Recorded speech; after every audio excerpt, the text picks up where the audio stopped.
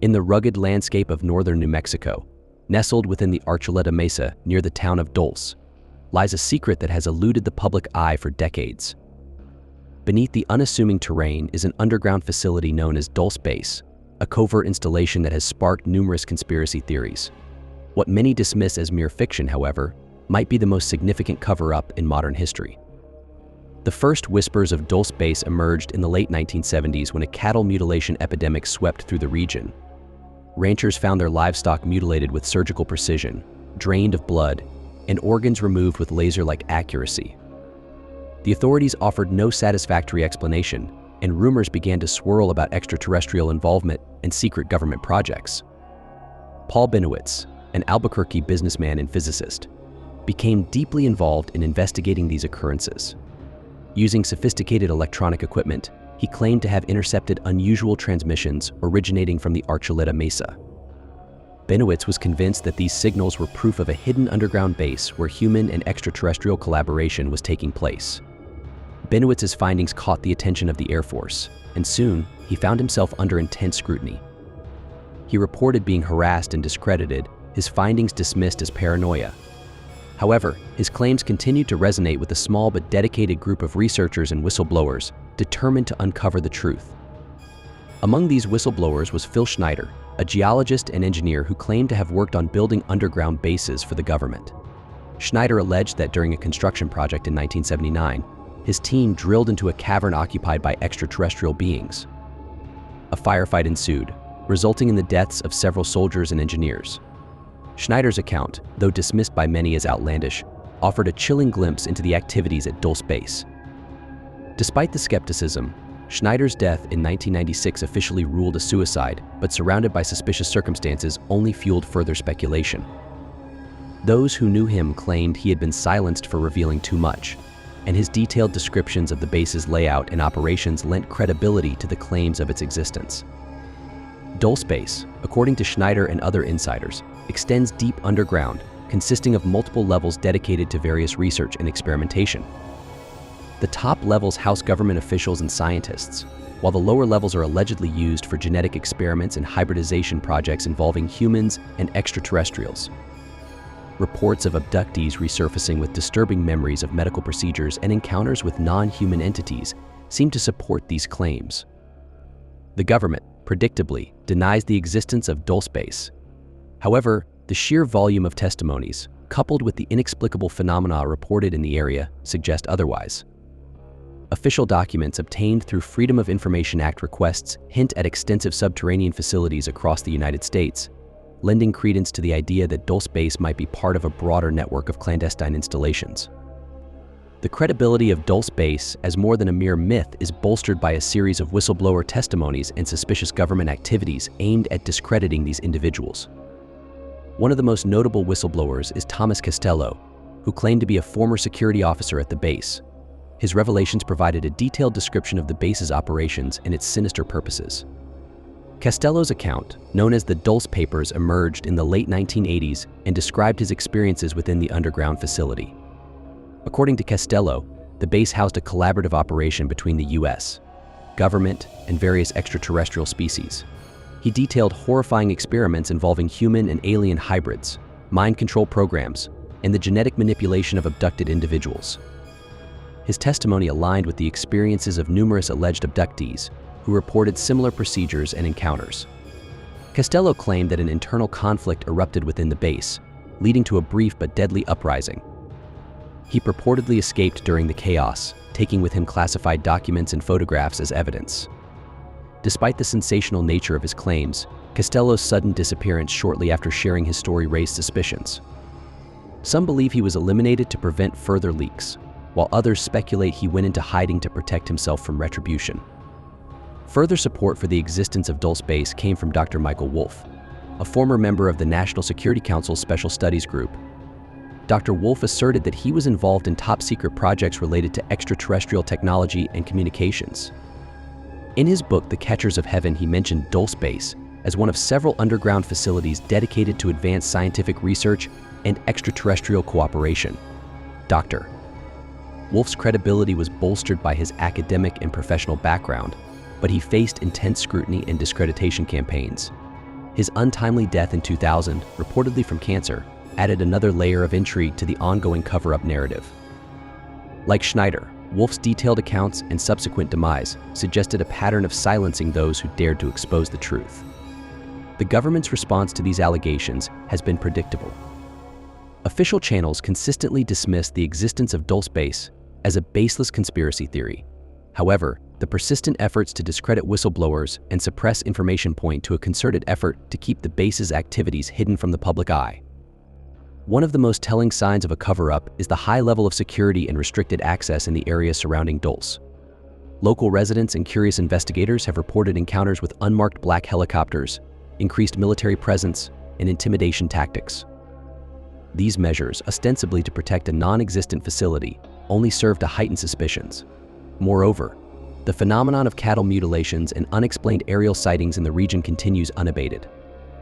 Despite advancements in forensic technology, authorities remain unable to provide satisfactory explanations for these occurrences.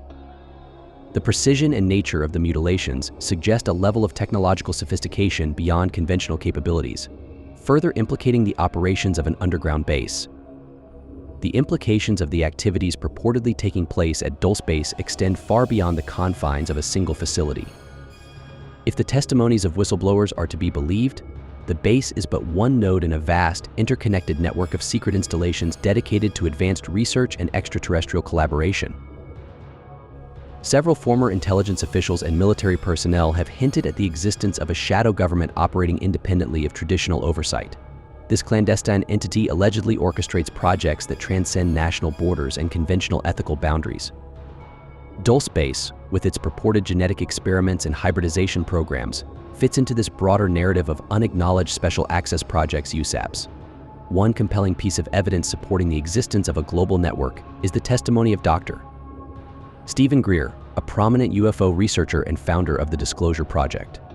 Dr. Greer has compiled hundreds of testimonies from high-ranking military and government officials who assert that secretive extraterrestrial programs are being conducted worldwide.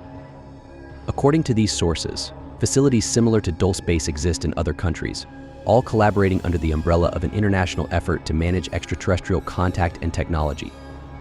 Dr. Greer's work suggests that the secrecy surrounding Dulce base is not an isolated incident, but part of a global agenda to control and manipulate information related to extraterrestrial phenomena.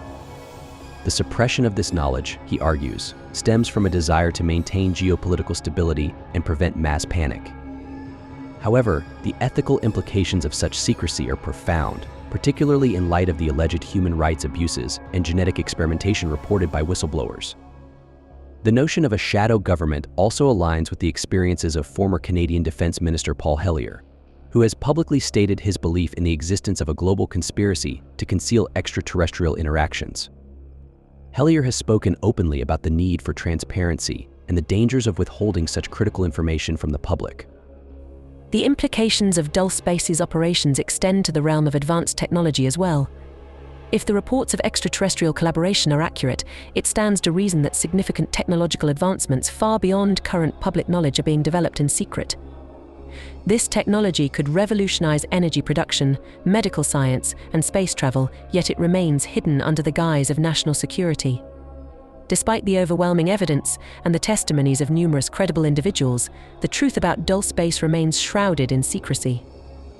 The government's continued denial and the systematic discrediting of whistleblowers suggest a concerted effort to keep the facility's activities hidden. However, the persistence of researchers and the growing body of evidence indicate that the truth may eventually come to light. In recent years, advancements in technology and the proliferation of information through the internet have made it increasingly difficult for such secrets to remain concealed. Citizen journalists, independent researchers and whistleblowers continue to piece together the puzzle, sharing their findings with a global audience hungry for the truth. One potential avenue for uncovering the secrets of Dulce base lies in the declassification of government documents. While many files remain classified, the increasing pressure for transparency from the public and advocacy groups could eventually lead to the release of critical information. Freedom of Information Act FOIA requests and legal challenges have already yielded some results, hinting at the existence of subterranean facilities and unacknowledged projects. Another promising development is the growing interest from the scientific community. Researchers in fields such as physics, genetics, and aerospace engineering are beginning to explore the implications of the alleged technology and experiments described by whistleblowers. Peer-reviewed studies and academic conferences on these topics could lend credibility to the claims and encourage further investigation. Ultimately, the truth about Dulce and its operations may rest in the hands of the public. As awareness grows and more individuals come forward with their experiences, the pressure on governments and institutions to disclose what they know will continue to mount. The veil of secrecy can only hold for so long before the weight of evidence and the demand for transparency force it to lift. For now, the story of Dulce serves as a reminder of the vast unknowns that still exist in our world. It challenges us to question the narratives we are presented with and to seek out the hidden truths that lie beneath the surface. The government's secrecy and the persistent efforts to conceal the base's existence only fuel the resolve of those who believe that the truth is out there, waiting to be uncovered. As the rumors about Dulce spread, more and more researchers, ufologists, and conspiracy theorists began to focus on the unexplainable phenomena surrounding this highly secretive facility. The deepest levels of Dulce were always a subject of debate. Though much of the public thought the base was simply a government facility for defense research, insiders whispered about something far more sinister. It wasn't just a military installation, it was a multi-dimensional experiment ground. Interviews with former workers and leaked documents suggest that beneath the 7 known levels of the facility, there is an 8th, far more secretive and dangerous than anything ever discussed. This level, rumored to be called Level Omega, was said to be where the real horrors took place. Witnesses claimed that this level was only accessible to a handful of high-ranking officials, top-tier scientists, and extraterrestrial entities working with the government. But Level Omega wasn't a standard research facility. It was a place where the limits of the human mind, body, and even reality were pushed beyond comprehension. Reports from insiders claim that genetic manipulation, interdimensional portals, and time distortions were regular occurrences. The researchers at Dulce weren't just experimenting on humans or extraterrestrials, they were experimenting with the fabric of reality itself. One particularly chilling account from an ex-engineer who claimed to have worked on the facility's underground structure explained the presence of massive energy fields designed to bend the laws of physics. This engineer, who disappeared shortly after making these claims, provided evidence of ripples in time sections of the base where time would accelerate, decelerate, or loop in ways that defied known science. One experiment gone wrong. The engineer stated, left entire rooms trapped in temporal stasis, where time had stopped altogether, their contents frozen forever. The human experimentation stories were terrifying enough, but they were only the beginning. The real secret of Dulce involved the agreements between the US, government and extraterrestrial beings. The underground base wasn't just a research facility, it was also a hub of collaboration between humans and non-human entities. According to testimonies from whistleblowers, these agreements dated back to the 1950s, when the first contact was made between a select group of US officials and alien races. The Greys, a race of extraterrestrial beings often depicted in popular culture, were supposedly the most prominent collaborators. These beings, originating from the Zeta Reticuli star system, had approached the US government with a proposition they would share advanced technology and knowledge in exchange for access to Earth's resources and, more disturbingly, access to human genetic material. The agreements were kept secret from the public for decades, and Dulce became the central point for this alien-human collaboration. While the government received technology far beyond the capabilities of any nation, advancements in energy, propulsion, and even anti-gravity tech, the price was steep. The Greys, needing human DNA for their own purposes, were granted access to a certain number of human subjects, provided under the guise of abductions and unexplained disappearances. Whistleblowers like Phil Schneider, who claimed to have worked as a geologist at the base, spoke of alien-human hybridization programs. According to Schneider and others, the Greys were trying to create a race of hybrids, blending the strengths of both species. The goal? A new form of being that could survive in multiple dimensions, unbound by time or physical limitations. Yet, these experiments were not without consequence. Many of the human subjects never survived the hybridization process, leading to hundreds, if not thousands, of deaths. The government, desperate to maintain its end of the agreement, went to extreme lengths to cover up these deaths, categorizing them under unsolved disappearances or natural causes. However, the sheer volume of missing people in areas surrounding Dulce raised suspicion. Families were left without answers, and local authorities often received direct orders to halt investigations once they began to encroach upon the secrets of the base. One of the most shocking revelations to come out of Dulce Base was the Project Prometheus files.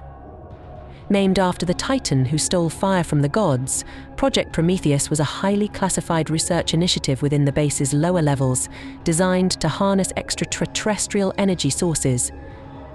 The Greys had provided the US government with access to an alien energy technology so advanced that it seemed like magic. This energy, referred to as zero-point energy, had the potential to revolutionize human civilization. It could provide unlimited power, eliminate the need for fossil fuels, and propel spacecraft across the stars. However, the technology was unstable, and even the extraterrestrial entities warned that it could tear holes in the fabric of reality if not handled with the utmost care. Researchers at Dulce Base, under pressure from the military to weaponize this energy, pushed the limits of what was possible. In one of the most dangerous experiments conducted under Project Prometheus, a small but powerful device was activated deep within the facility. The result? A massive energy discharge that created a tear in the space-time continuum. For nearly 7 hours, parts of the base were cut off from the rest of reality, existing in a parallel dimension. Reports from survivors of the experiment describe a terrifying ordeal. They claimed to see shadows of themselves out of sync with their movements and echoes of events that had not yet happened. One researcher stated that she had aged 5 years in the span of those 7 hours, while others described seeing entities from other dimensions observing them.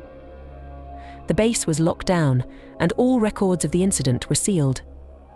The public never heard about the event, and the few who knew the truth were silenced. Project Prometheus continued in secret, but the risk had become apparent. Humanity was playing with forces far beyond its understanding. In the early 2000s, after several decades of collaboration with the Greys and other extraterrestrial beings, something shifted. The Greys, once cooperative, began to withdraw from their agreements. It's unclear what caused the rift, but insiders suggest that it had something to do with the unintended consequences of human experimentation and the breaches in space-time caused by Project Prometheus. The Greys had warned the US government that continuing down this path would lead to irreversible damage to Earth and its timeline.